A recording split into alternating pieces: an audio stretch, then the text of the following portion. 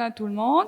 Je me présente, je m'appelle Eva Lanuzel. Je suis actuellement en deuxième année de doctorat à l'Institut Louis Malardé de Paea.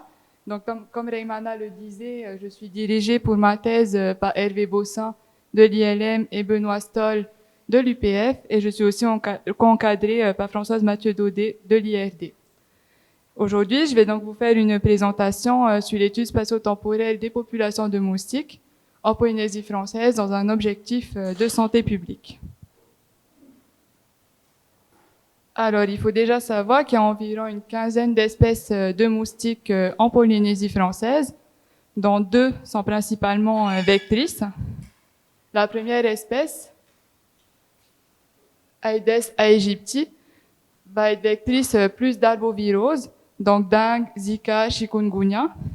Et la deuxième espèce, Aedes polynesiensis, va être plus vectrice de la filariose lymphatique qui va être causée par le filet Wicheria bancrofti.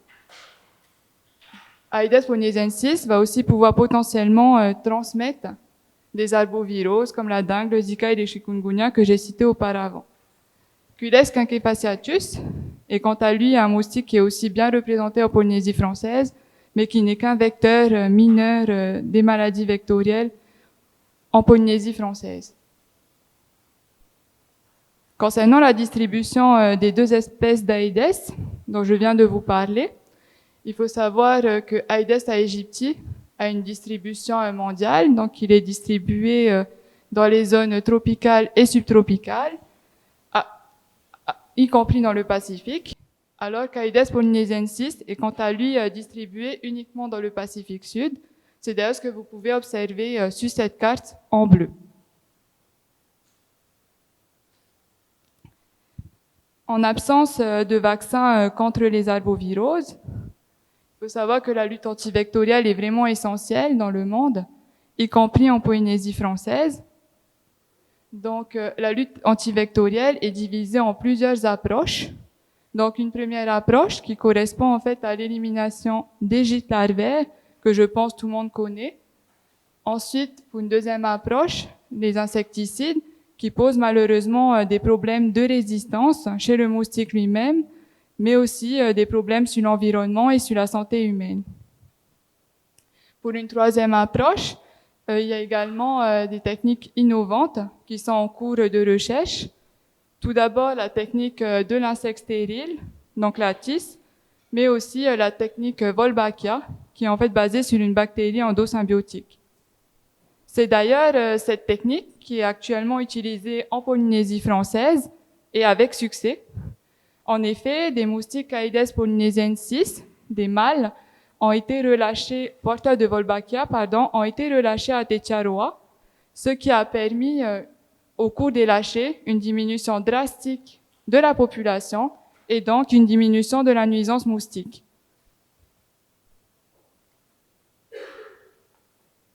La lutte antivectorielle bénéficie depuis l'année dernière de la mise en place d'un réseau de surveillance qui s'appelle RESVEC, donc réseau polynésien de surveillance des vecteurs et des pathogènes, virus, parasites à risque épidémique. Ce programme est coordonné par l'Institut Louis Malardé, mais aussi par l'Institut de recherche et développement et également la direction de la santé. Il faut savoir que ce réseau nécessite l'utilisation d'outils, comme par exemple des pièges BG Pro pour collecter des moustiques adultes. C'est d'ailleurs ce que vous pouvez voir sur la photo, je suis en train de poser un piège à Wahine. Le programme RESVEC est un réseau de surveillance qui constitue en fait une étape préliminaire pour la mise en place de la lutte antivectorielle et elle va correspondre en fait à la caractérisation fine des populations de moustiques vecteurs dans leur habitat. L'objectif est au final d'orienter la lutte antivectorielle, mais aussi de mesurer l'efficacité des interventions. Alors ma thèse est fortement rattachée, liée au projet RESVEC, elle est intégrée et divisée en plusieurs axes. Donc le premier axe, donc dynamique spatio-temporelle des populations de moustiques en lien avec la caractérisation de leur environnement. Mon deuxième axe, l'intérêt de la génétique pour analyser la diffusion des moustiques, intra- et inter-îles. Et enfin, le développement et la validation d'un système de détection et de surveillance de pathogènes pour étudier au final le risque de transmission. Alors maintenant, je vais vous développer chacun de ces trois volets de ma thèse. Donc, le premier volet, la dynamique spatio-temporelle des moustiques. Il faut savoir qu'il existe peu de dynamique spatio-temporelle, peu de données sur la dynamique spatio-temporelle en Polynésie française, et que pour cette raison, nous avions le choix entre beaucoup de sites, mais qu'au final, nous avons sélectionné 3 sites, donc Tahiti, Wahine, Bora Bora, pour différentes raisons, donc qui va être basées sur des critères démographiques, épidémiologiques et économiques. Donc, nous avons sélectionné Tahiti pour des raisons démographiques, densité de population importante, mais aussi pour des raisons économiques. Ensuite, nous avons sélectionné Wahine parce que la prévalence lymphatique est encore bien élevée sur cette île. Et enfin, Bora Bora pour des raisons économiques avec le tourisme. Donc, pour chacun de ces sites, nous avons ensuite adopté des stratégies différentes. Donc, pour Tahiti, nous avons tenté de faire un gradient urbain-rural et nous avons sélectionné 3 sites.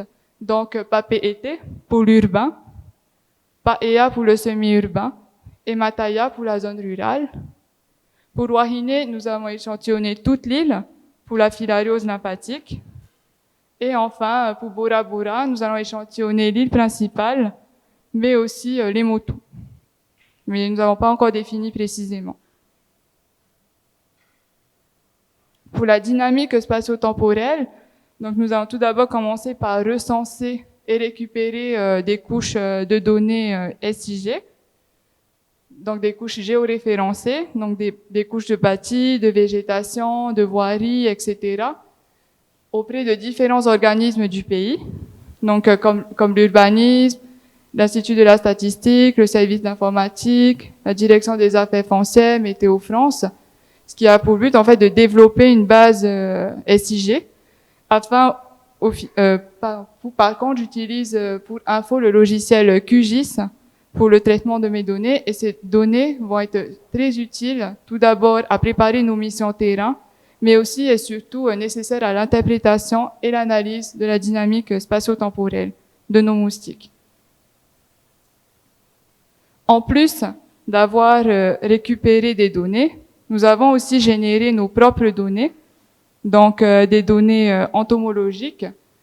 Donc il s'agit en fait nous avons saisi de manière géoréférencée des données terrain sur une tablette avec une application qui s'appelle QField, qui est en fait une application reliée, en fait, qui est un plugin qui est lié au logiciel QGIS et qui a pour intérêt déjà de pouvoir géoréférencer quand on pose des pièges et en plus de pouvoir ajouter des données, des informations. Par exemple, lorsqu'on posait un piège, je pouvais rajouter le nom de l'opérateur, la date, le type de piège, etc. Ce qui va en fait donc cette application va au final me permettre de collecter des données fines concernant la dynamique des moustiques. Donc maintenant, je vais vous présenter l'ensemble de mes résultats préliminaires que j'ai pour l'instant. Donc à Tahiti, nous avons échantillonné dans 3 communes, donc Papeete, Paia et Mataya. Donc nous avons posé 10 pièges BG Pro pour capturer des adultes. Et au final, nous avons effectué des relevés hebdomadaires pendant 2 mois. Donc les résultats montrent que 2 des espèces que je vous ai présentées sont plus représentées. Donc Aedes aegypti est plus présent à Papeete et à Mataya, alors que, comme vous pouvez le voir, Culex quinquefasciatus est plus présent à Paea. Cela signifie bien qu'Aedes aegypti semble bien être la cible de la lutte antivectorielle. Maintenant, je vais vous présenter les résultats que nous avons aussi depuis récemment de notre échantillonnage à Wahine. Donc, nous avons échantillonné l'ensemble de l'île avec un total de 420 points de mesure. Donc, en gros, nous avons posé 15 pièges, pareil des BG Pro, pour chacun des districts avec un total de 28 districts. Et nous avons collecté les moustiques tous les 48 heures. Les résultats montrent là encore que 2 des espèces dont je vous ai parlé, donc les 2 espèces d'Aedes polynesiensis, sont plus présentes. Vous pouvez le voir donc sur la carte, Aedes polynesiensis est plus présente presque partout sur l'île, sauf Afare, encadré en orange, qui est en fait le centre de Wahine, enfin la ville principale de Wahine. Donc maintenant, je vais passer à mon deuxième volet, donc les flux génétiques des populations de moustiques. Donc l'objectif va être de mieux connaître la diffusion intra- et interile des moustiques en Polynésie française. Dans mon cas, je vais m'intéresser donc à Tahiti, Papeete, Paea et Mataya, et aussi à Wahine, où le travail a déjà été fait. Et l'objectif va être surtout de déterminer le degré de parenté entre les individus. Donc pour cela, il s'agit en fait nous avons et nous allons effectuer un échantillonnage unique, c'est-à-dire sur une période assez resserrée, à échelle fine, c'est-à-dire beaucoup de sites, mais peu d'échantillons, enfin peu d'individus. Et les individus vont être individualisés dans des tubes pour ensuite effectuer une approche de génomique qui s'appelle Technique Restriction Site Associated DNA Sequencing, qui s'appelle la RADSEQ. Cette technique est divisée en plusieurs étapes. Donc, une étape de digestion enzymatique, suivie d'une étape de ligation, puis une étape de sélection de taille, PCR, puis enfin une étape de séquençage à haut débit, qui va en fait permettre de détecter les polymorphismes, en particulier les single nucléotides polymorphismes, qui correspondent en fait à une variation d'un seul nucléotide entre les différents génomes des individus. Cette technique représente l'avantage d'utiliser d'abord les SNPs, c'est qu'en fait, il y en a beaucoup sur le génome, et en plus, il s'agit en fait d'un coût réduit pour le séquençage. Ce travail va se faire en collaboration avec l'Australie, avec une mission à venir, si tout va bien. Je vais maintenant vous présenter mon troisième volet, donc développement d'un système de détection et de surveillance des pathogènes chez le moustique. Donc, il faut savoir que la filariose lymphatique persiste toujours à Wahine, malgré la prise observée directe de notésine, et que l'objectif a été de développer et valider un outil de mesure de la transmission de la filariose lymphatique. Pour cela, nous avons effectué déjà l'échantillonnage sur le terrain, puis nous avons fait des lots de 20 moustiques, donc du même piège pris à la même date et triés par espèce et genre. Et nous allons effectuer la technique de xénomonitoring qui va permettre de détecter l'ADN de microfilaires directement chez les moustiques femelles par PCR quantitative.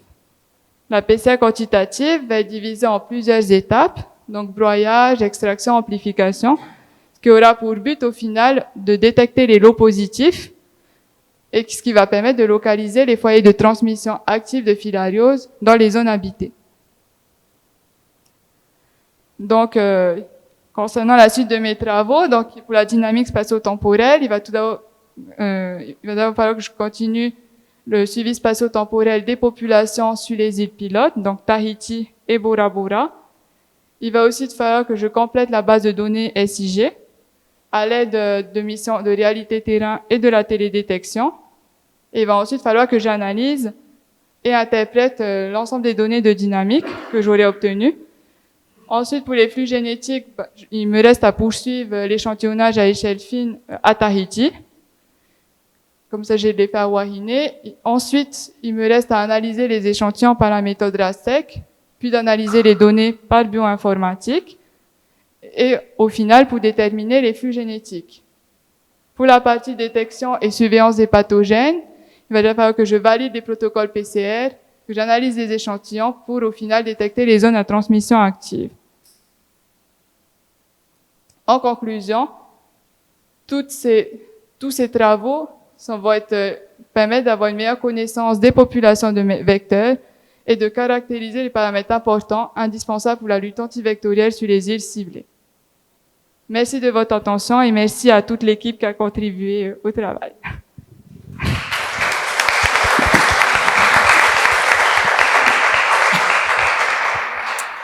Merci Reva pour cette présentation. Je ne sais pas s'il y a une question ou plusieurs questions parmi les membres du jury.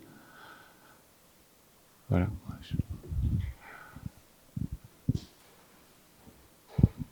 Moi, j'en ai une, mais j'y connais absolument rien au sujet. C'est juste une question de profane.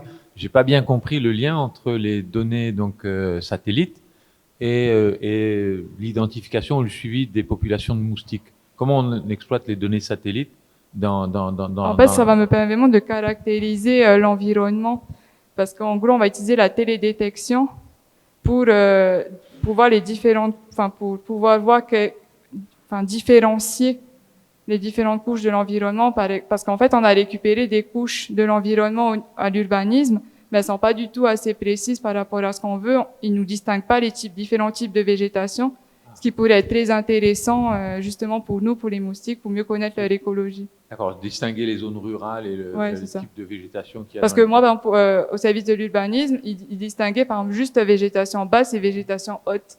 Mais qu'est-ce que ça veut dire au final? Je me suis dit peut-être avec un peu de chance, avec le satellite, on voit les moustiques. Ouais, exactement, c'est ça, c'est ce qu'on espère pouvoir faire. Exactement.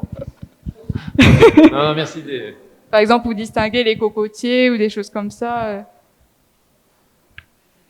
Alors, j'ai une petite question, mais avant tout, je voudrais dire qu'en termes de présentation, j'ai beaucoup apprécié la structuration, l'organisation et surtout donc l'exposé. On voit bien que en tout cas, en termes de questionnement de recherche et derrière, j'ai tous les éléments. Donc, bravo pour cela.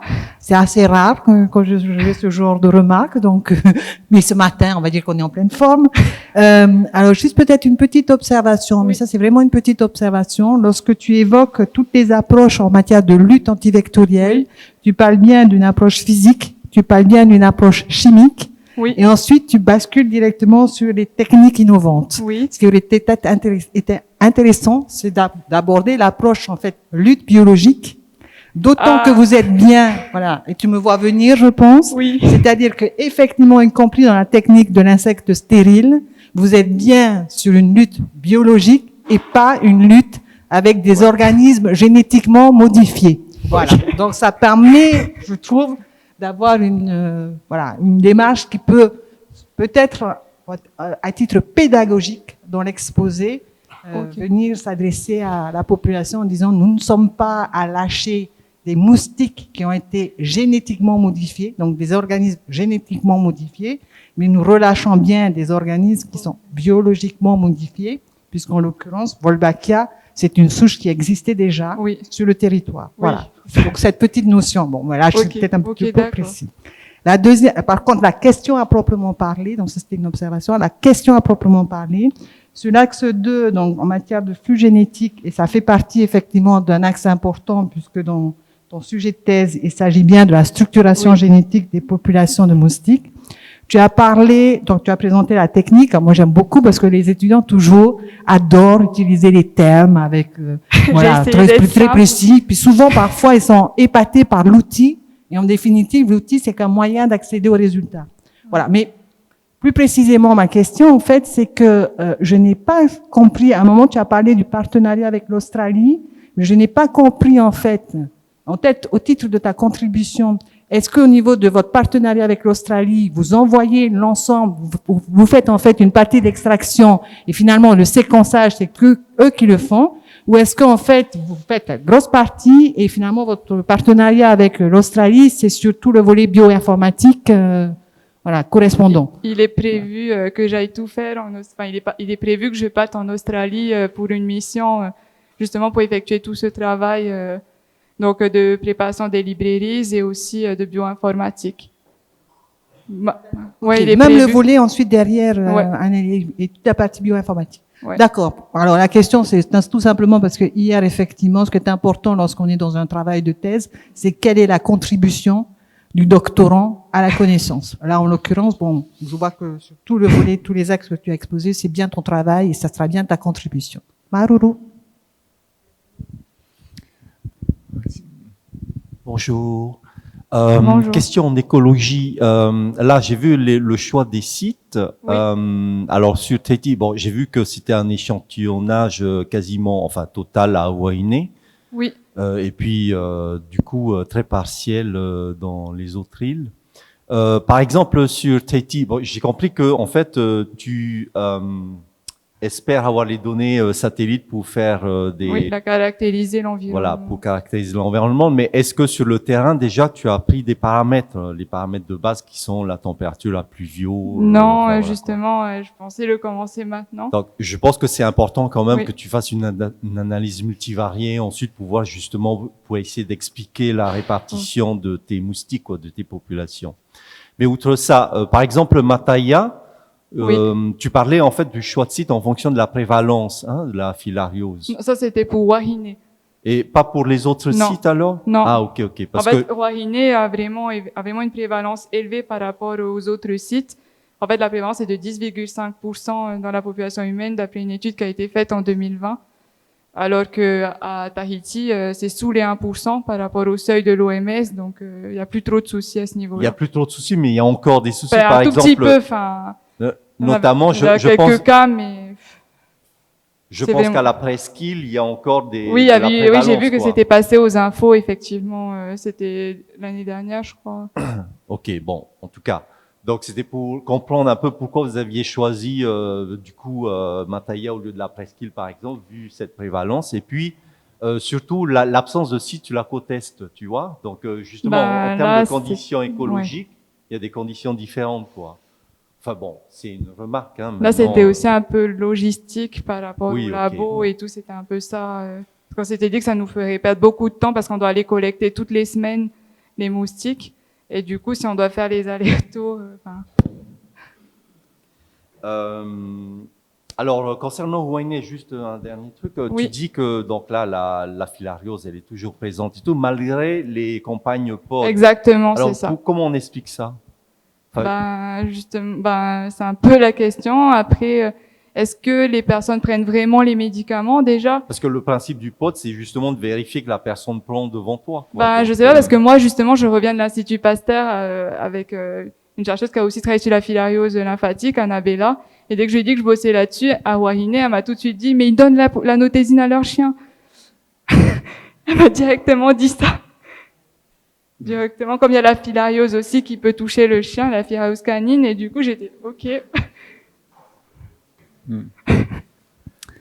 Je vous propose de poursuivre cette discussion à la pause avec Riva, vu que je vois que le temps des discussions est écoulé, et de passer à la deuxième présentation. Merci Riva.